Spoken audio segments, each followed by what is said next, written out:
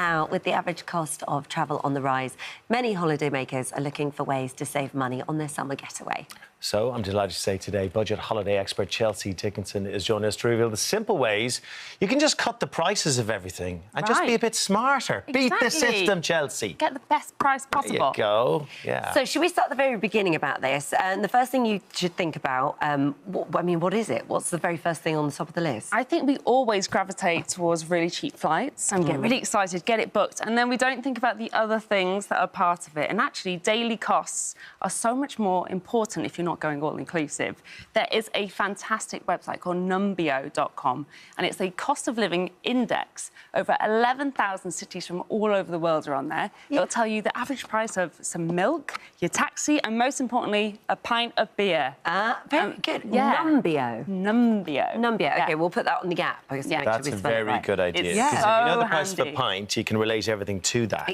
Yeah. Porto's one of the cheapest Is it cities. really? Yeah, it's like £1.40 for a pint average price. Oh my, you've probably just put the cost of flights up to Porto up by 100% by saying that. So you've got your destination. The next thing, accommodation. Yeah, because I think we don't really remember that accommodation is a daily cost. Yeah. Again, it is so important to be checking that. I like to think of it, I call it the triangle of cheap travel. So you've got your transport, and don't forget to be checking your car hire with that as well. Then you've got your accommodation, then you've got your daily costs. Check all three before hitting book. OK. So that you're not caught out by one of those being really, really expensive. The car hire one is the one that always gets me, and especially if you leave it late. And when you've you we've 4 kids, right? So we need a big old yoke to get them around the place, and you really get stung on it.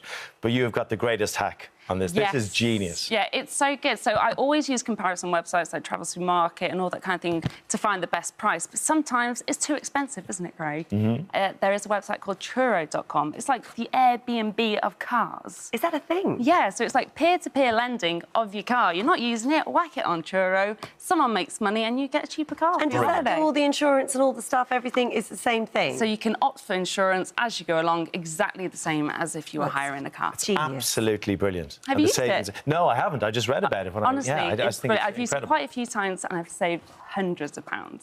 This surprised me this morning. Sometimes opting for more expensive seats like business class can actually be cheaper. How's that? It's happened for me once. I don't know if it was a mistake, but I did once fly home from Rome cheaper in business class. So, one, always check. It doesn't hurt to check, just swapping from economy to business class.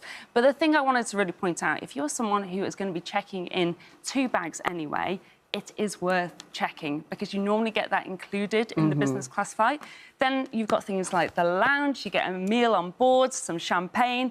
Overall, it honestly could end up being cheaper. OK, worth having a look at. Also, sometimes if you decide to pop through somewhere like Frankfurt or Amsterdam, if you're going to America, you can get business class. And then fly from there. Oh, yeah. There's smart little ways you can make Should your be way around. doing this, Craig. Come on. My old life. I was going to say in his old life. Upgrading, you're the queen of that too, because we all like to try and blag an upgrade. We do. And the thing is that I'm trying to prove is that you don't need to have a special occasion per se. I like to say, if you're going on holiday and spending your money, that is a special occasion, right? Yeah. I've got an email template on my website, so people use that, and I get a message every single day from people saying, I'm now in a suite, or even I've come to my room and there's a bottle of Prosecco waiting for me. So do it early. So email ahead, be really nice, say you're excited to stay.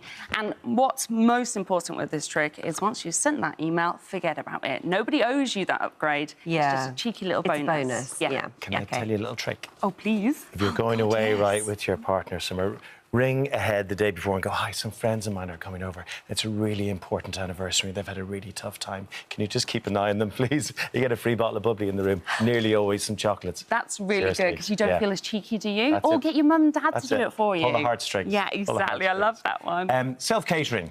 Yes. It seems like a cheaper option all the time, Yeah, doesn't it? But it there definitely can is. be hidden costs. The hidden costs are when you've got to go out and do your shop, and if you haven't checked to see if the place has got, like, olive oil or salt and pepper, you end up having to buy the whole thing for a few days. Yeah. So what I use little stacking pots. That you normally put your toiletries in. It looks a little bit, it's quite well used. You take this with you? Yeah, so take that with you and you can pop it really simply into your hand luggage, take it away, and it just saves you, even just £10. You're like Gillian McKeith, isn't it? She did that in the jungle. Popped it in a knickers. Ian Rush, when he moved to Juventus, he bought just cases of baked beans. Really? Yeah. Really? Yeah, It's I quite know. heavy. Restaurants, you can get scammed there as well. Some restaurants don't necessarily put the prices of the meals Yeah, on. there's been a few stories of recent, in Mykonos in particular, of these restaurants that will lure you in saying, come and have some calamari, or you can use the loungers as long as you order a drink. Always ask to see the menu, check the prices on it, check for any small print, because sometimes it might say this is a small and then they're bringing you a large. So just check everything. But my top tip here is places like Google and TripAdvisor have got a really clever keyword search. Just search for the word scam, because you can bet if someone's been scammed, they have left a bad review. Yeah.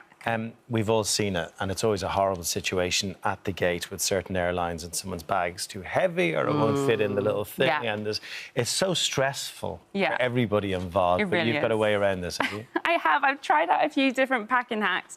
This one's probably a bit more ridiculous. I was inspired by a family friend, Pauline, who did this years and years ago. So it just goes to show, you know, it's not a new thing. We're meant to be looking at those holidays. I feel like we've just... So Pauline here has got a bra on and she shoved the additional things inside the bra. So I gave it a go myself recently. And you know what?